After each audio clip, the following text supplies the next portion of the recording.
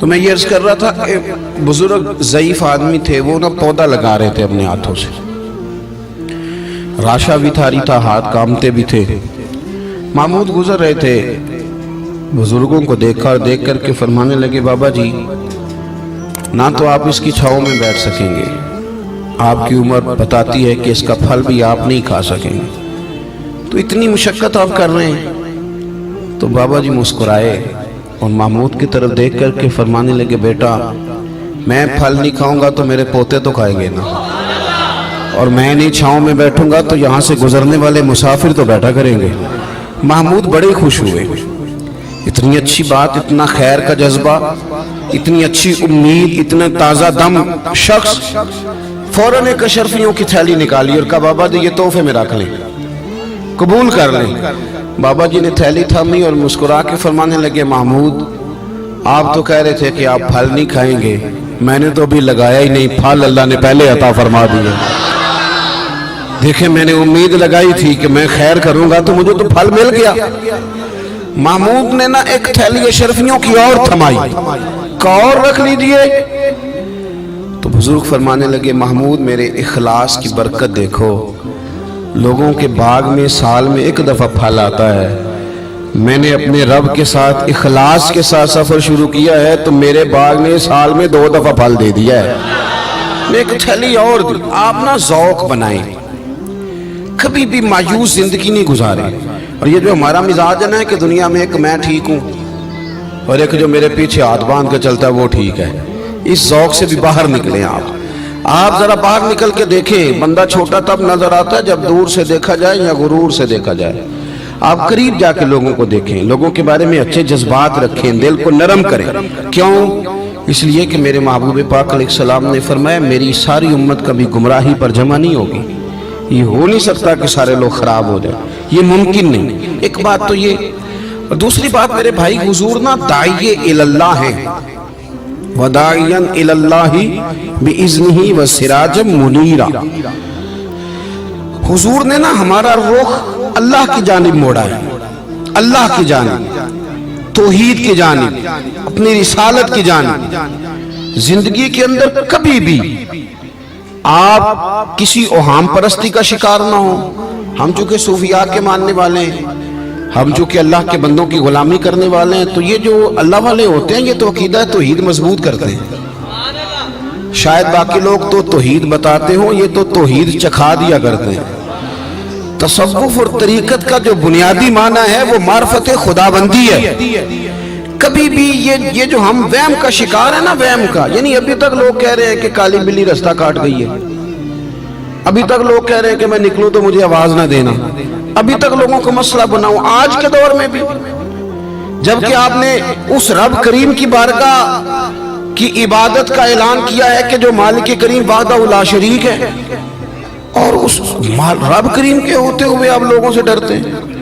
آپ انسانوں کے بارے میں وہم کا شکار ہیں، اتنا کچا نظریہ۔ میرے رسول پاک صلی اللہ تعالی علیہ وسلم نے نا ہمیں ان چیزوں سے باہر نکالا۔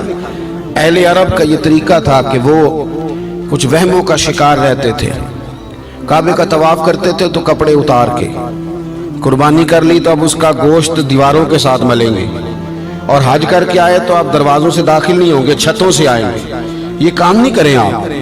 وہ جو اوہام پرستی ہے خاص قسم کی، وہم کا شکار ہونا، وہم کا، یعنی بڑی معذرت کے ساتھ مجھے یہ بات کرنی پڑے گی کہ اتنا کالا جادو، ہر تیسرے آدمی کو کالا جادو، ہر تیسرے آدمی کو، اور خیر سے وہ جو بتانے والے وہ بھی بڑا انوکھا انداز انہوں نے اختیار کیا ہوا ہے۔ وہ کہتے ہیں تجھے جادو کر دیے کسی نے، کس نے کہا کہ یہ مجھے بتانے کا حکم نہیں، مجھے شرارت کا حکم تھا، شرارت میں نے کر دی، اب تو گھر جا کے سوچتا رہے۔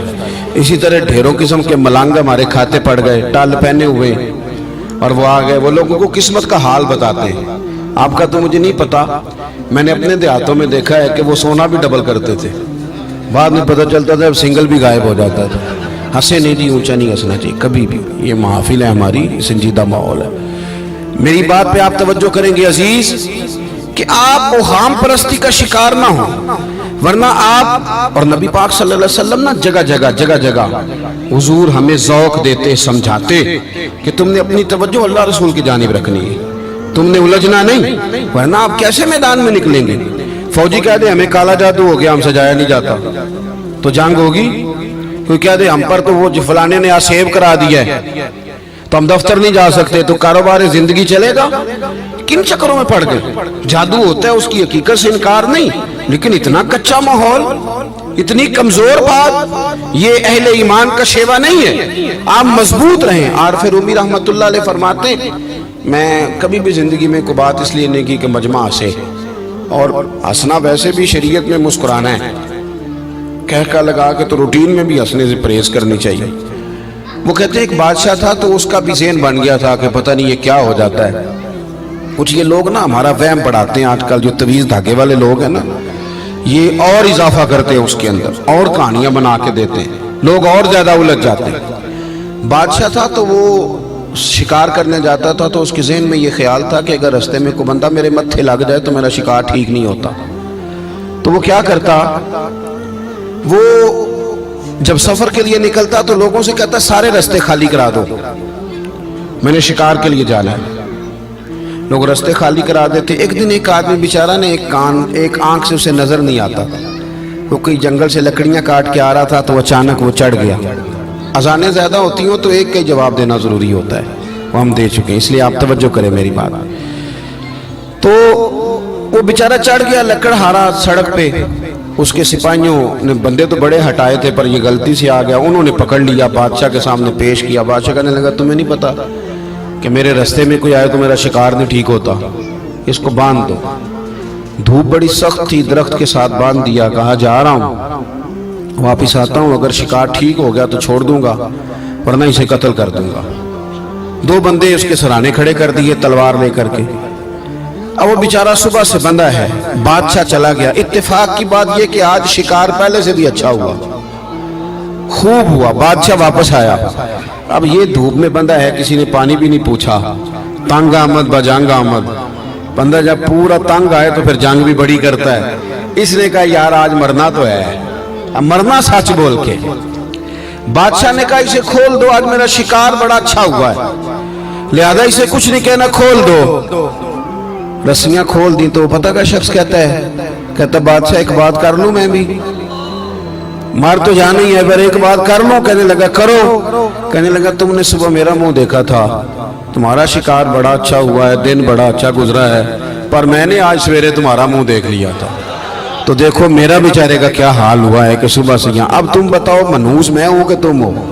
نحوست میرے اندر کہ تمہارے اندر؟ میں اگر کوئی جوان آدمی میرے ساتھ آ کے یہ بات کرتا ہے نا کہ میری فلان ہو گیا تو میں بڑا، تم مجھے اس پہ غصہ آتا ہے۔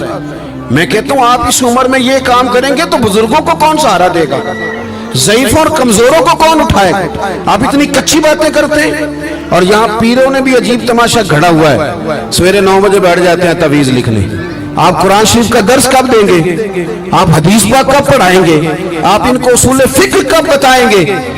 پیر صرف دین کا نمائندہ ہوتا ہے جس نے رب رسول کا دین پڑھنا ہے اور آگے پڑھانا ہے، جس نے لوگوں کو وہاں سے دین سیکھ کے آگے سکھانا ہے۔ باقی کیا معنی ہے چیزوں کا؟ اس نے صرف آسان کر کے جو ہمارے صوفیاء نے دیا آگے بات پہنچانی۔ دین سیکھنے سکھانے کا نام پیری مریدی ہے، اس کا کوئی اور معنی ہے ہی نہیں سرے سے۔ کہاں سے آ گئی یہ ساری چیزیں؟ حدیث سنیے، بخاری میں موجود ہے، مسلم میں موجود ہے۔ حضرت ابو ہریرہ رضی اللہ تعالیٰ عنہ فرماتے ہیں نبی پاک علیہ السلام کے صاحبزادے کا وصال حضور کی گود میں ہو گیا، گود میں وصال کر گئے صاحبزادے۔ حضور کو بڑی تکلیف ہوئی، آنکھوں سے آنسو آئے، سرکار روئے۔ صحابہ نے عرض کی حضور آپ بھی آنسو بہاتے ہیں؟ فرماتے ہیں میرا بیٹا گیا ہے، یہ آنسو محبت کی علامت ہیں، ورنہ میرے دل اور زبان پہ وہی ہے جس سے میرا رب راضی ہوتا ہے۔ اتفاق کی بات دیکھیے، اتفاق کی کہ اسی دن جس دن سرکار کے صاحبزادے کا وصال ہوا اسی دن سورج کو گرہن بھی ہو گیا۔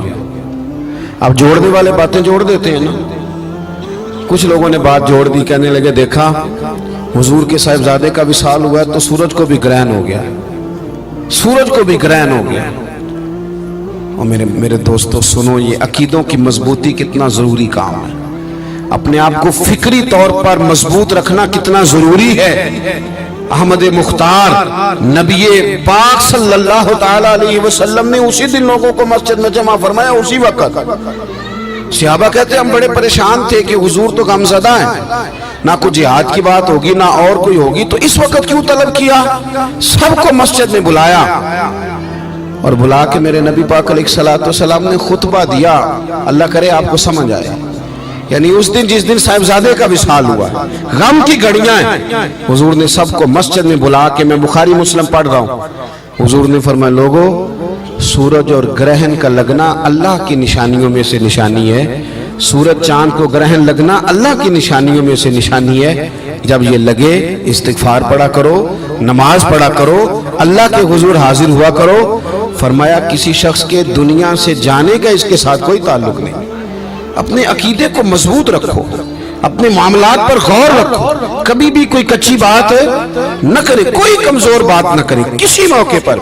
ہم تو صوفیہ کرام کے جاننے والے ہیں، اور وہ لوگ تو اتنے مضبوط تھے نظریات کے، اتنے پکے تھے، تو ہر شخص کو کہتے تھے کہ دیکھنا تیرے دل میں غیر کا خیال نہ آئے، رب رسول کا خیال آئے۔